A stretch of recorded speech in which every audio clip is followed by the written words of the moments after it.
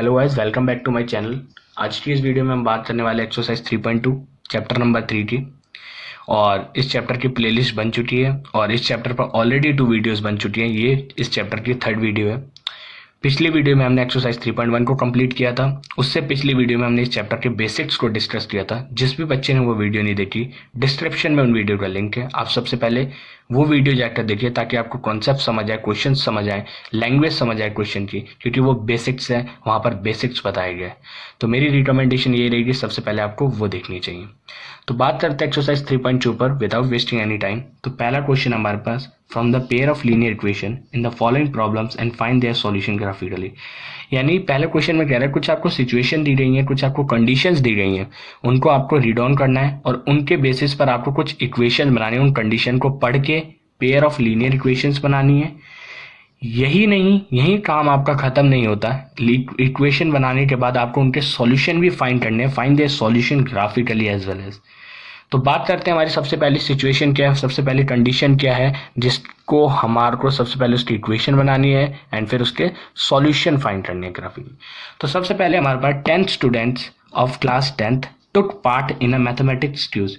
यानी 10वीं क्लास के 10 बच्चों ने मैथमेटिक्स क्विज में पार्टिसिपेशन लिया है, यानी हिस्सा लिया है। If the number of girls is 4 more than, if the number of girls is 4 more than the number of boys, find the number of boys and girls who took part in the quiz। आपसे ये बोला है कि 10 students है जिन्होंने 10 students है class 10th के जिन्होंने पार्टिसिपेशन लिया है मैथमेटिक्स क्विज में, जिसमें से यानी दूसरी जो लाइन कह रही है नंबर ऑफ गर्ल्स क्या है, 4 ज्यादा है, यानी 4 एक्सेस है। किससे? नंबर ऑफ बॉयज से।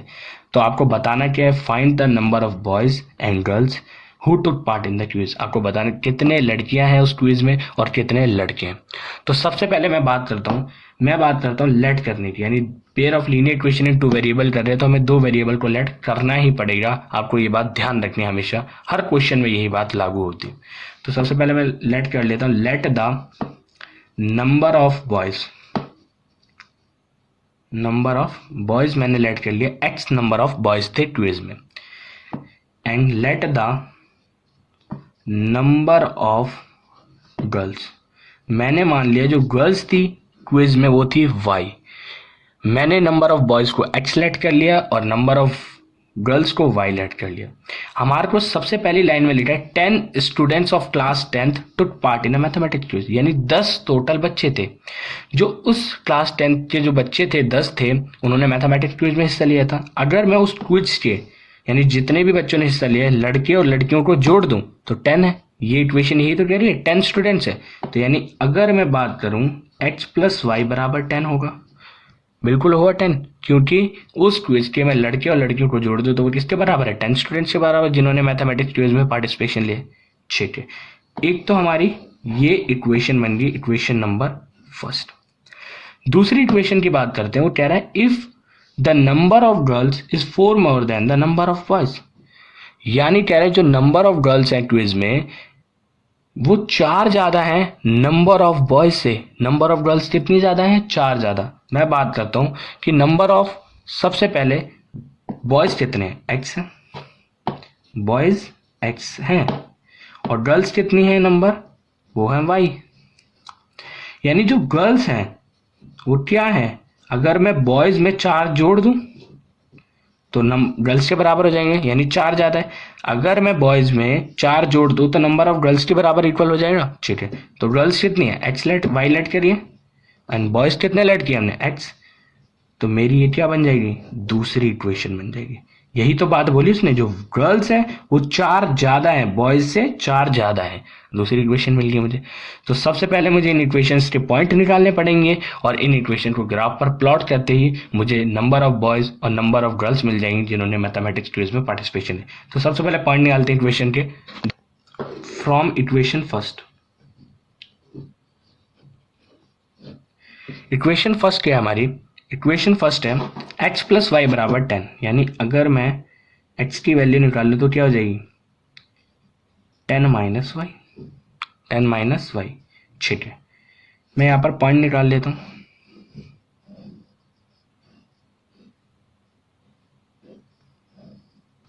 X y. अगर मैंने एक्स की वैल्यू यहाँ पर एक्स की वैल्यू मैंने क्या पुट करी 0 पुट करी, तो यहाँ वाई की वैल्यू कितनी हो जाएगी, एक्स की वैल्यू 0 पुट करी तो वाई कितना हो जाएगा 10 हो जाएगा। ठीक है, अगर मैंने वाई की वैल्यू 0 पुट करी तो एक्स की वैल्यू कितनी हो जाएगी 10 हो जाएगी। अगर मैंने वाई की वैल्यू 5 पुट करी तो एक्स की वैल्यू कितनी हो जाएगी 5 हो जाएगी। ये मैंने 3 आसान से पॉइंट निकाले। इसी तरीके से मैं बात करता हूं फ्रॉम इक्वेशन सेकेंड, यानी इक्वेशन 2 क्या है हमारी, इक्वेशन 2 है y is equal to x plus 4, y is equal to x plus 4।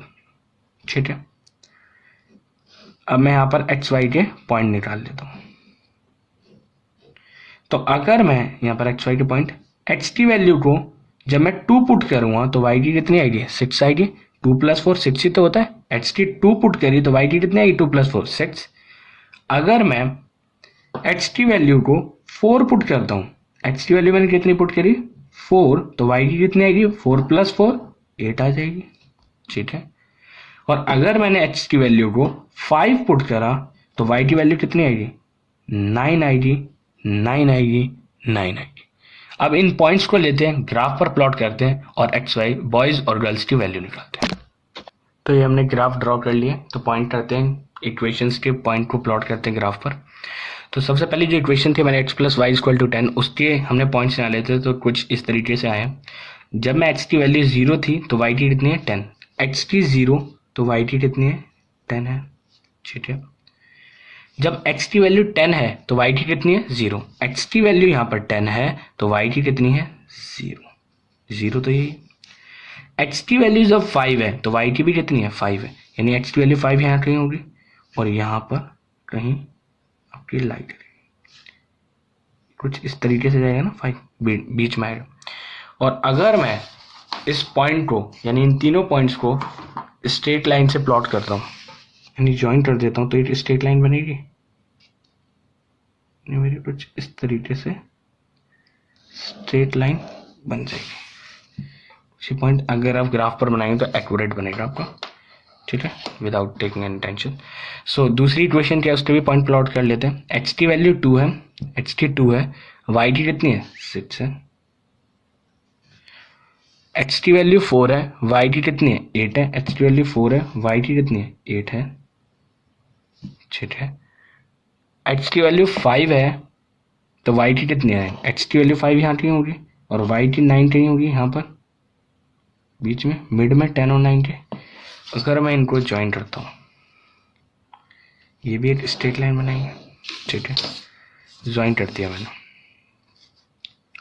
इस इक्वेशन का नाम क्या है, ये किस इक्वेशन के पॉइंट है, तो x प्लस वाई बराबर 10 के, और ये जो है ये किस इक्वेशन के पॉइंट है, ये है y माइनस एक्स बराबर 4 के। ठीक है, अब जो हम बात कर रहे थे, ये जो लाइन है हमें नंबर ऑफ बॉयज बताने और नंबर ऑफ गर्ल्स बतानी है। तो यहाँ पर जो ये दोनों इक्वेशन इंटरसेक्ट जहां पर हुई है, उसको आप क्या करिए, वहां से एक्स एक्सिस पर लाइन ड्रॉ करिए परपेंडिकुलर, और इसी से वाई एक्सिस पर। अब आपको पता चलेगा ये जो यहाँ पर x पर जो आपने लाइन ड्रॉ करी है, यहाँ से आपको पता चलेगा जिस चीज को आपने लेट करा है x, यानी आपने लेट किसको किया था, let the number of boys x। तो यहाँ पर ये किसके बीच में आ रहा है, 4 और 2 और 4 के बीच में क्या हुआ 3, यहाँ पर 3 नंबर मिला और यहाँ पर एक 7 नंबर मिला 6 और 8 के बीच में। तो अब आपको बताना है बॉयज और गर्ल्स, तो x पर x वाला पॉइंट मिलेगा, y पर y वाला पॉइंट, जहां पर इक्वेशन क्या हो रही है, इंटरसेक्ट हो रही है। तो हमने बॉयज को क्या माना था, x माना था, और गर्ल्स को क्या माना था, y माना था। तो बॉयज कितने हो गए हमारे, x पर कितना है 3 है, और y पर कितनी है गर्ल्स, यानी 7 है। और हमारी जो पहली इक्वेशन ही क्या है, x प्लस वाई कितना है 10, चेक कर लो ना, x प्लस वाई की वैल्यू पुट करो, कितनी आ रही है 10 आ रही है, नहीं आ रही। आपने जो आंसर निकाला वो सही है गलत है, ये चेक करने का एक तरीका भी है। जो भी x वाई की वैल्यू है उनको इक्वेशन में पुट करो, क्या वो उसके बराबर आ रही है या नहीं बराबर आ रही। तो 3 प्लस 7 10 होता है, तो 10 है, बिल्कुल सही है। इसी तरीके से आप दूसरी में भी पुट करके देख सकते हो, यानी y माइनस एक्स बराबर 4 होना चाहिए। तो y की वैल्यू कितनी है 7, 7 माइनस 3, x की वैल्यू 3 है, तो 7 माइनस 3 4 होता है 4। और जो हमारी इक्वेशन यानी जब क्वेश्चन में एक बात लिखी हुई थी, यानी x प्लस वाई 10 है, वो तो ठीक है। दूसरी बात लिखी, जो नंबर ऑफ गर्ल्स है वो 4 ज़्यादा है नंबर ऑफ बॉयज से।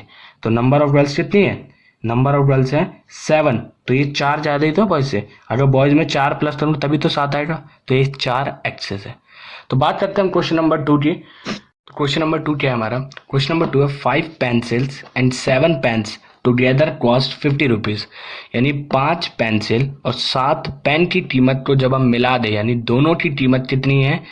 50 रुपये। यानी 5 पेंसिल लिए आपने और 7 पेन लिए, तो आपने टोटल जो पैसे पे दिए वो 50 रुपये दिए। Whereas 7 pencils and 5 pens together cost 46 रुपये। जबकि आप 7 पेंसिल लेते हो और 5 पेन लेते हो, ये 5 पेन लेते हो, तब उस टाइम आप कितना पे करते हो? 46 rupees. Find the cost of 1 pencil and that of 1 pen. यहाँ पर 2 चीज़ों की बात है, 2 कैरेक्टर्स की बात है, तो 2 वेरिएबल भी हमारे पास, ये बात ध्यान रखनी है। तो एक को x सेलेक्ट करना है, दूसरे को y, आसान बनाने के लिए। तो सॉल्व करते समय मैं मान लेता हूँ let the cost of one pencil be ₹x। मैंने मान लिया जो एक पेंसिल की कीमत है वो x रुपीज़ है। इसी तरीके से सिमिलर 2 वेरिएबल है, तो एक को x दूसरे को y। Cost of 1 pen be ₹y, यानी एक पेन की कीमत को मैंने y लेट कर लिया। तो बात करते हैं, हमने 5 पेंसिल्स लिए है। पहली सिचुएशन की बात करते हैं इसमें, पहले पॉइंट की। यानी 5 पेंसिल्स और 7 पेन्स की कीमत कितनी है? 50 रुपये। जब एक पेंसिल की कीमत x है तो 5 पेंसिल की कीमत कितनी होगी? 5x, ठीक है, प्लस, और एक पेन की कीमत y है तो 7 पेन की कीमत कितनी होगी? 7y। और इन दोनों के लिए हमने कितना पैसा दिया है? 50 रुपये, यानी 50 रुपीज़। यानी 5x plus 7y equal to 50 हमारी क्या बन गई? पहली इक्वेशन बन गई, फर्स्ट इक्वेशन बन गई। दूसरी इक्वेशन बनाते हैं, दूसरी कंडीशन पढ़ते हैं। वेरियस यानी जबकि 7 पेंसिल, एक पेंसिल का दाम x है तो 7 पेंसिल का कितना है? 7x, प्लस एक पेन का दाम y है तो 5 पेन का दाम कितना हो? 5y। और इन दोनों के लिए हमने कितना पैसा पे किया? यानी 46 रुपीज़। ये हमारी इक्वेशन होगी सेकंड इक्वेशन। अब इन दोनों इक्वेशंस के पॉइंट निकालते हैं और फिर ग्राफ पर प्लॉट करते हैं और x पेन की कीमत और पेंसिल की कीमत को बताते हैं। चलिए अब इन इक्वेशंस के पॉइंट निकाल लेते हैं। तो हमारी पहली इक्वेशन थी 5x प्लस 7y बराबर 50। तो अगर मैं यहाँ पर सबसे पहले x की वैल्यू 3 रखता हूँ, 1 रखूँगा कोई फ़ायदा नहीं होगा, 2 रखने पर भी कोई फ़ायदा नहीं होगा, तो इसलिए 3 रखूँगा, यानी 5 3 15 होगा। और प्लस का 15 हो जाके माइनस का 15 हो जाएगा, तो 50 माइनस 15 35, और 7 डिवाइड करें 35 से तो 5 आ जाएगा। यानी x की वैल्यू जब मैं 3 रखूँगा तो y की कितनी आ जाएगी? 5 आ जाएगी, 5 आ जाएगी। अब 4 रखने पर कोई फ़ायदा नहीं, 5 रखने पर, 6 रखने पर कोई नहीं, 7 रखने पर कोई फ़ायदा नहीं।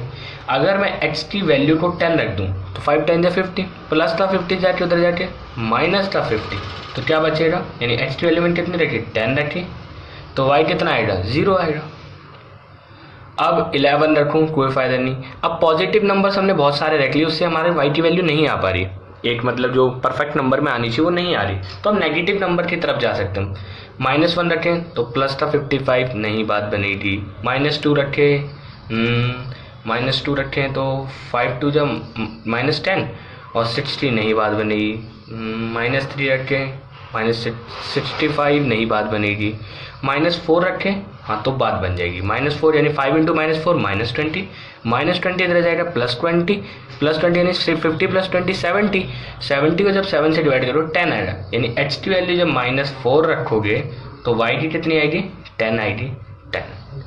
इसी तरीके से हम यहाँ पर देखते हैं, अगर मैं यहाँ पर x की वैल्यू 1 रखूँ कोई फ़ायदा नहीं, 2 रखूँ तब मेरी y की वैल्यू नहीं आएगी, तो 3 रखते हैं। 7 3 जा 21 होता है, और 21 इधर जाएगा तो माइनस का 21 हो जाएगा, प्लस का 21 इधर जाके माइनस का 21, और 46 में से 21 जाएंगे तो 25 बचेगा जो कि 5 से डिविजिबल है। तो यानी x की वैल्यू जब मैं 3 रखूँगा तो मेरा 5 आ जाएगी y की। अगर इसी तरीके से मैं x की वैल्यू 8 रखता हूँ तो 7 8 जा 56, प्लस का 56 उधर जाके माइनस का, और -10 को जब डिवाइड करेंगे 5 से तो कितना आ जाएगा? -2 आ जाएगा। यानी x की 8 रखी तो y की -2। इसी तरीके से अब 9 रखें, 7 9 जा 63 नहीं बात बनेगी। अब पॉजिटिव नंबर्स की तरफ चले, अब नेगेटिव की आ जाते हैं।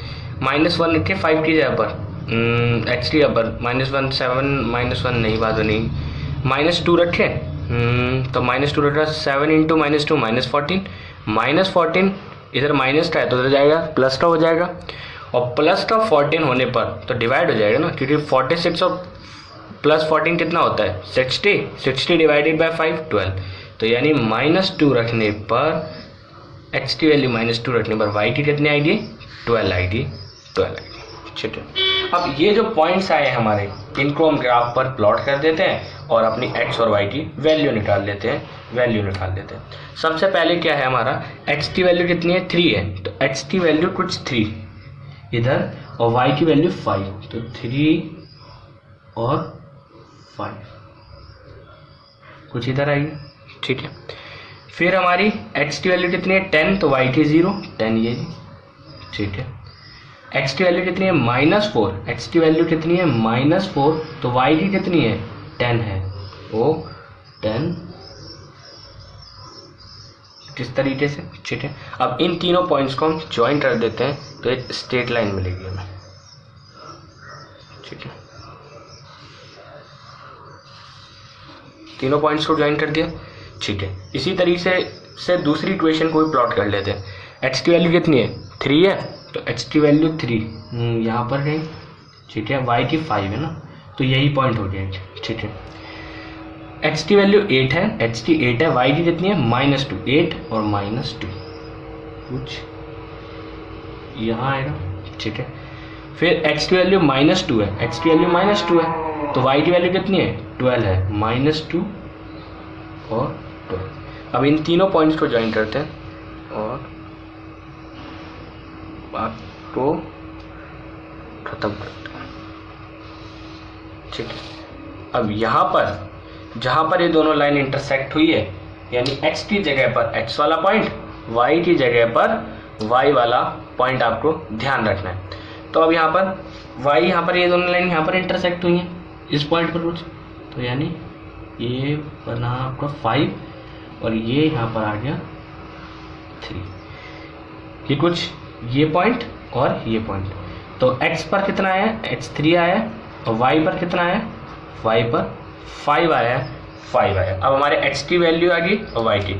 अब x हमने किसको माना था, x माना था हमने पेंसिल को हमने क्या माना था, पेंसिल को माना था हमने x, तो x पर जिसको x माना था वही पॉइंट मिलेगा, तो x पेंसिल को माना था, तो ये कितना हो गया 3 रुपये, यानी तो पेंसिल का दाम कितना हो गया 3 रुपये। पेन को हमने क्या माना था, पेन को माना था हमने y, तो y पर y वाला मिलेगा, तो y की वैल्यू कितनी है 5। अब देखिए हमारी इक्वेशन क्या भी है, हमारे एक्स वाई सही आए हैं या नहीं है, इनको चेक करने का एक बेहतरीन तरीका है कि आप अपने इक्वेशंस में एक्स वाई की वैल्यू पुट करिए। मेरी एक्स की 3 आई है, वाई की 5 आई है, अब मैं इधर पुट करता हूँ 5 इंटू एक्स की वैल्यू कितनी है 3 प्लस 7 इंटू वाई की कितनी है 5 बराबर 50 होना चाहिए।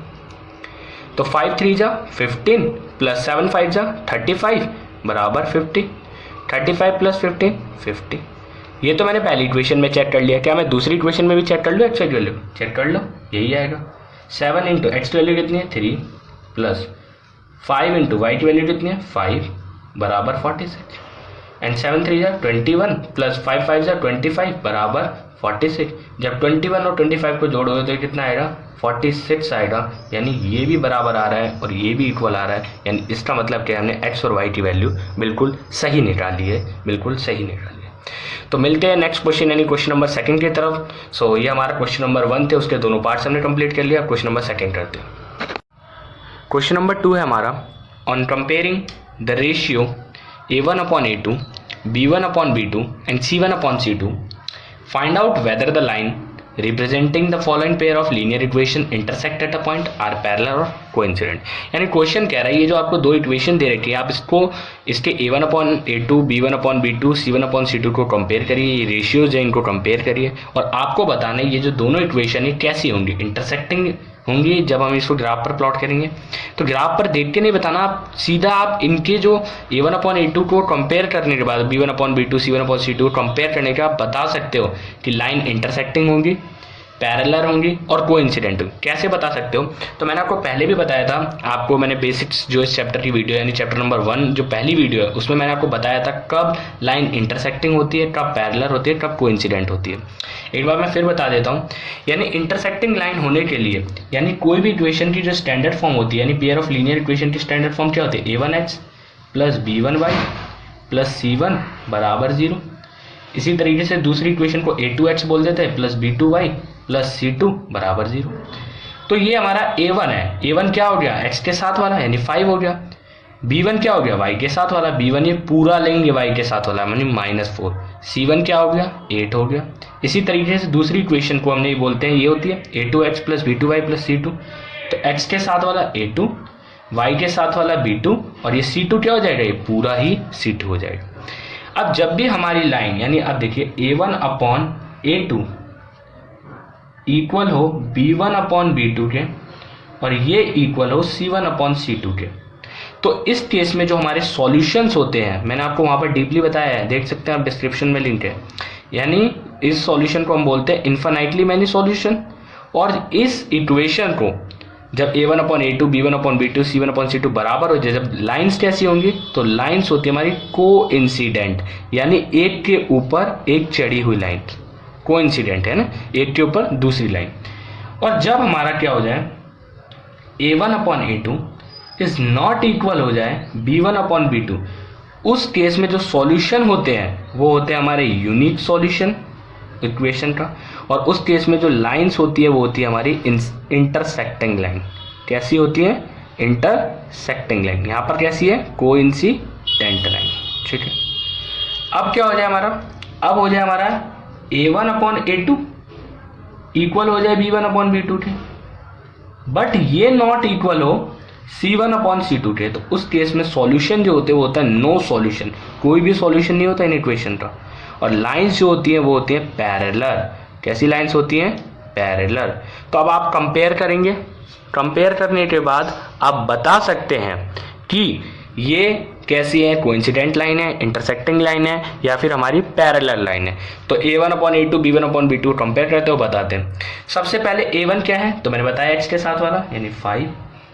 a2 क्या है? ये नीचे वाले x के साथ, दूसरी इक्वेशन का x के साथ वाला यानी 7। और क्या ये बराबर है किसके? -4 अपॉन 6 के। तो मैं इसको काट दूँ तो कितना आ जाए? -2/3। तो यानी 5 upon 7 is not equal to -3/3, -2/3 है ना।